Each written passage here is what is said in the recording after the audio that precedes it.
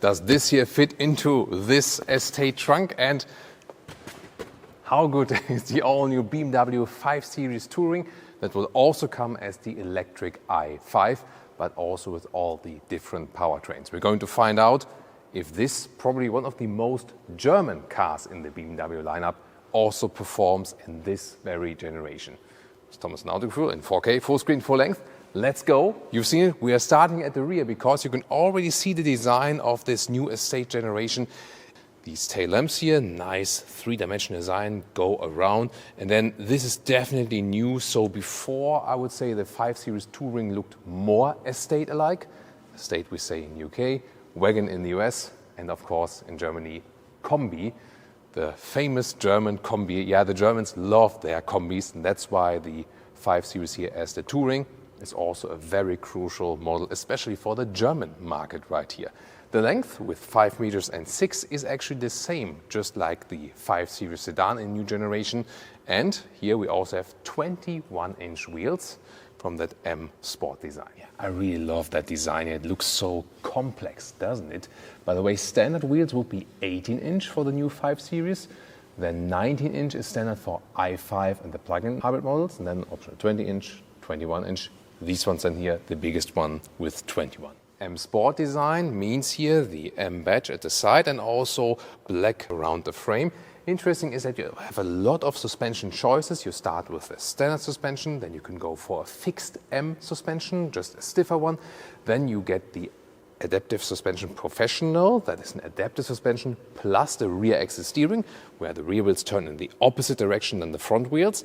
And you can get the Adaptive M Suspension Professional, that one then reserved for the top models, for example the M Performance model, that also then includes an anti-tilt control. And last fact about the suspension, yeah, you see this is kind of complicated at BMW.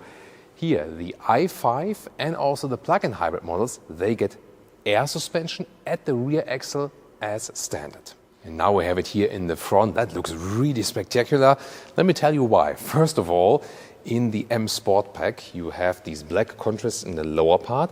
This vehicle, however, is equipped with the M Sport Package Pro. And that one also adds the black frame around the double kidney and also then here these black fins on the inside. Otherwise, even with a normal M Sport Pack, the frame would be bright and also bright fins. What I personally prefer, so I think when it's too dark, too sinister, I think it's a little bit too much. So I prefer more the base version look of the new 5 Series, no matter if sedan or touring. Tell me in the comments if you agree or not, if you're team dark or team bright. So, and then here the sensor field is in the middle part, really large, front camera. This and the I logo if you have the electric version, but other than that, it's more if you pick the M Sport Pack, M Sport Pro or the base version, how it looks in the front. And you've already seen it here. We can very well see that in the studio here, the so-called iconic glow that's also then included here in this very trim. Otherwise, you can also get it individually optional. And then his cool illumination around the double kidney. Yeah, that always looks pretty impressive, isn't it? It's not a necessary feature, but yeah, what is necessary with a high-end premium vehicle? That's always, of course, up to discussion. So I've just read these questions popping up. Thomas, what is actually this very color called? It's called Cape York Green. So it's not a light green, but it's also not a super dark green, something in between. Definitely a very unique color, isn't it? Of course, I would always order it in Thomas Blue, you know. Then, obviously it does not frunk. So this is a huge not engine cover. Shall we call it then the official not engine cover? It's also interesting, right? I have to think about this. Yeah, but obviously large vehicle, but no frunk. I think they should have offered some. What do you think? Headlamp detail, LED is standard, optional, adaptive matrix LED. It's also the one you can see here, and usually you would have that with a blue accentuation right here to see them. Then again, this is M Sport Pack Pro, where the blue accentuation is then blacked out again for this extended line. Sometimes it gets really complicated. Turning indicators in the front, really spectacular. Look at that. Here they replace the daytime running light, and they also have this pulsing effect, a little bit like a heartbeat. turning indicators in the rear, pretty cool, very visible. So this is in the hazard light mode at the moment, and the M Sport Pack here adds this black contrast in the lower part, really diffuser style. And indeed, no matter if you go for the electric version or the combustion engines, the styling on the exterior is always more or less the same. That's also the BMW strategy, that an electric vehicle doesn't scream out, hey, I am electric. It's just the same design across the lineup here. The blue frame around the logo, this is when you have a plug-in hybrid or an electric version, for example. So now, I have this standard measurement section here at Autogefühl, and this one looked so funny, I had to use it somehow. Yeah, but how do I do this now? Maybe the measures first and then the fun stuff, right? So, electric hatch is standard equipment, and listen to that. Do you hear that actually?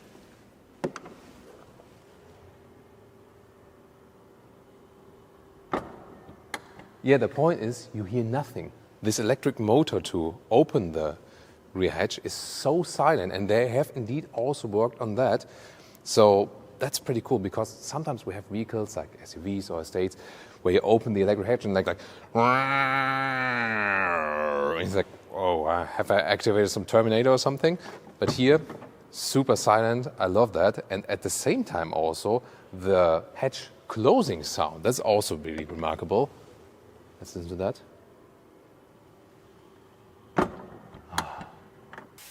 First of all, the measurements now. So the length of the normal part is 1.6 meters, and the width here, so this is a meter of 40 inches, but you can see it's way more even between the wheel arches. That is impressive. That's like 115 in meters, and that is like 45 inches. So that's a very good width result, and also the height, very important here, especially for dog owners, 70 centimeters or 27 inches. Then this release from the trunk is also standard. Wow, that's amazing. Look at that, how smooth it is. See that? Because sometimes we have release mechanisms where, it doesn't really, it stops like here and then you have to push. And sometimes we have these mechanisms that are, for example, at Mercedes, they always fold like really quickly. There's so much force behind it that then when you want to fold it up again, you have to be really strong, and it goes like bang. But here, it releases, and then in the last moment, like, that's beautiful. So really like that. There we go. Isn't that beautiful?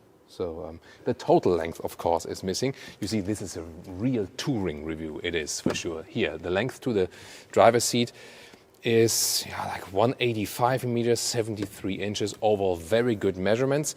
Now, especially for the i5, where couldn't you put the charging cable? Yeah, that's a problem. No frunk, and also not too much space below here. But this is also very interesting. At least one thing that is very well working is, so the release for the top cover here is easier. Just push here, push there, and then you can easily get that out, and also you can easily store that underneath. Look at that. That's a super clean solution. Then you have this, here to pull it back. There we go, maximum setup. So this is the most important thing about this vehicle, and also how the hatch is attached right there. And it is beautifully done. And remember, this is also one of the very rare fully electric estates, wagons or combis on the market. And for that, I think it's the best and most versatile electric estate we have seen so far. Of course, the same for the combustion engine version, because that's also what they say. In every single Powertrain version, it is the very same luggage capacity, 500 liters in the base setup, up to 1,700 liters as you see it right here, right now. And of course, the most important thing about this review, not that it's over yet, there's more to come, very interesting things from the interior. But here, this one here, the floaty, goes in there, fits very well. So, Well, and Leah is relaxing now from the hard camera work, so thank you so much to her as well. Oh, and you can also watch some movies on the iPad then, there we go. Next feature is one of the iPad holders, and I think it's also an easy solution just to put your own iPad there, right? Are you enjoying? Yeah. See you later. 구독, 좋아요, 알림 설정 부탁해요. What about towing? There is a button right here in the trunk, and look at that if something happens. And oh, there we go. Fully electric. That's cool. Very convenient indeed. And the towing capacity here for the base electric version, rear-wheel drive only, is 1.5 tons. However, if you go for an all-wheel drive electric version or for a combustion engine version, then it's 2 tons. And just the press of the button, let's see if it automatically goes back flawless. This is the key fob, M colors here. If you have an M Sport Pack, it's pretty light actually, the key. And then the door, you see here the door handle, you can close it like this. You maybe also heard that. Open it when you touch it underneath. And then they fold up like this, so they are integrated, flush. At the same time, they do give you haptic feedback, and I think that's a good solution. So then, closing sound. Oh, it's interesting. So it's solid, but it also has this, I would say, like second sound that almost sounds G-Class-alike, you know what I mean? Interesting, man. Pretty cool indeed. Then inside of the doors, so top part is soft touch, also here for your elbows. Then the window levers, I would say they are somewhat basic. Ambient lighting integration looks cool. Then let's look at the interior here. This is the M Sport interior. It means you have the M Sport steering wheel here. Flat bottom, however, is also in the standard steering wheel. The standard steering wheel is actually animal free. The M Sport is not. Then rear buttons here still at the steering wheel, so it's like a mix, I would say. And also standard stall columns are like that. This one also has carbon fiber interior, soft touch at the dashboard here. And then these seats here are first of all the sport seats. So they are a little more narrow, I would say, especially here in this area. But you can also get comfort seats. And I have been test driving both. The comfort seat is, as the name says, indeed way more comfortable. But I wouldn't have expected such a large difference, but I can just urge you, when you order a new 5 Series, A, take the comfort seats, and B, take the standard so-called Veganza interior. This is the animal-free material. It is also, in comparison here, this one is the animal skin spec. It looks the same, actually. It, in the surface also kind of feels the same, but the Veganza material is a little bit softer. It adapts more to the body. So the comfort seat with the Veganza would be the most comfortable choice, actually. Then interesting, so seat is lowest position, and me with 189, 6'2", still have some headroom left. This one is the version with the panoramic roof. However, what we can see is this one here is a fixed glass roof. I was wondering because I was pushing it forward, and of course it comes from the rear there. In this case then, with the 7 Series it's the other way around. Look at that. So this is then the manual shade we have here, and I can open it like this again. There we go. This electric motor is way louder here. 구독, 좋아요, 알림 설정 부탁해요. Cockpit begins with music. The Bowers & Wilkins sound system. Nice. It's really good sound. Love that. Electric steering wheel control, in and out, up and down, 12.3-inch digital instruments, 14.9-inch infotainment, and they form this one unit a little bit in a curved way. So what I don't like here is the control of the climate unit in the lower part, which is not physical. At the moment ignition is off, but the Apple CarPlay integration, you've seen it here, that is pretty cool, very well visible. The menu here itself of the BMW OS is, I think, always a little bit overblown, overloaded. Too many apps, I feel. I think they should simplify it more. And also here, this light bar, it looks pretty cool, especially when you turn on here the hazard lights. Ooh, look at that. That's pretty cool, isn't it? So why not? But I think in the 7 Series, you have it here, it goes through left and right. Here, they have this split, and I wonder why they went for that design choice.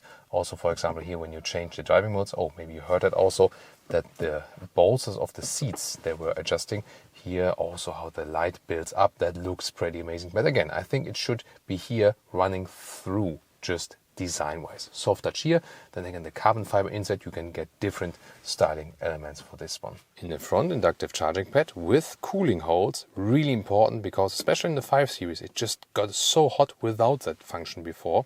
And then you have here the adaptive cup holders. There we go, with 2 USB-C chargers. And you can still control the infotainment system here from below. I love that, also from the sound. DJ and then also a real volume jog. It's just flickering on camera here at the moment, by the way, not for your real eye. This is here a shifting lever, so really slim and integrated, but it doesn't give you like a sporty feedback or something. And the middle console here with this split opening, some more space underneath. Interesting, by the way, also here the door handle from the inside opens to the bottom part. I think it's a good idea, and you can use 2 fingers here especially. It's actually ergonomically quite good to do it in that way. So at these new 199 inches of length of the new 5 Series for all versions means it's 10 centimeters or 4 inches longer than the predecessor. Wheelbase is just slightly increased. How does it translate into the rear legroom, and also what's the door closing sound like in the rear? Also very good, but not this, let's say, like this G-Class effect style. Do you hear the difference?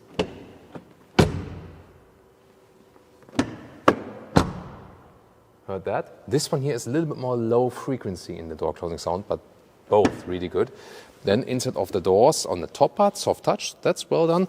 However, in the lower part, once again, the hard pack stuff also on the inside. I mean, at the rear may be excusable, but not in the front, definitely. Then you can see here the rear seating area with the iPad holder, and there you have the USB-C charging directly where you can plug it in, for example. There's this middle console also with the climate unit, and then we have this recess here in the back part, and it does work here for tall adults, you can see very well. I mean, it's a long vehicle, so it should definitely, and there are other vehicles that have better usage of space, but even here when I'm sitting as a tall driver in the front seat, it works very well, no problem. And the headroom is of course always a good thing for the estate because it just continues a little bit longer, and here there's still some headroom left above my head, no problem. It's also fairly comfortable in the rear. Just here, this is a typical BMW thing. It has been, I think, even in the E30 of my grandma or grandfather, has been like this area here, we know, before your elbow is always really large, so you don't have too much space for your elbow. So, and then middle seating, does that work? Yeah, it also works space-wise. Of course, the seating material is softer on the outside parts each. That counts for all the different seat setups. But yeah, for shorter trips you can also live with the inside part. Then this middle part you can fold down. Adaptive cup holders here as well, so that's a nice build quality. And the ski hatch you cannot pull out here, but from behind here on the top part, then you can also use this ski hatch right there. This middle console here for the climate unit is actually quite fancy, looks cool. I'm more a fan of real physical buttons, you know, maybe when you follow our channel, but this one looks at least cool. Yeah, it is touch control. Some might like it. This is the take about the engine facts and figures, and that's why behind me I have prepared a very serious background that you should just concentrate on me telling you all the numbers and so on. So there's the BMW i5, the electric version, 81 kilowatt hours net. The battery capacity, we've already been test driving the i5 sedan, and they will be more or less the same because the CD values don't differ that much as well. So it's 0.24 in the CD value for the base versions, 0.25 if you have here the M Sport Package Pro or the M Performance version. The M Sport Package indeed does cost you wind efficiency, so a base 5 Series, that's the i5, will be better as for the aerodynamics. That's very interesting to hear. So the rearward range will be something between 400 and 500 kilometers, between 250 and 300 miles, depending on temperature, speed, and so on and so on. Then there will be plug-in hybrids, 4 or 6-cylinder petrol as base. Very interesting, definitely for the European market especially. And you have the petrol engines, 2-liter 4-cylinders or 3-liter 6-cylinders, and the diesel as well, 2-liter 4-cylinder or 3-liter 6-cylinder diesel. The i5 M60 is the performance version, because then you have all-wheel drive for the electric version. You get also normal all-wheel drive electric version, and this one here, the eDrive 40, is the rear-wheel drive electric version. Also for the combustion engines, rear-wheel drive or all-wheel drive, always then also rear-wheel bias if you have an all-wheel drive version. And as for the M5, we do expect a 4.4-liter V8 hybrid. If that's true or not, we'll see at a later stage, and also rumors that it might even come here for the estate, but we'll keep you updated with that. And the last question is sedan or estate. Visually, I always prefer the sedan, actually, I have to say, but from the practicability, the estate, of course, is always better. And I've just asked Leah about her opinion, like from a woman's perspective, and she said she would take it in that form, definitely, and prefer this one here over the sedan one. What about you? Tell me your comments and what you think about that the 5 Series Touring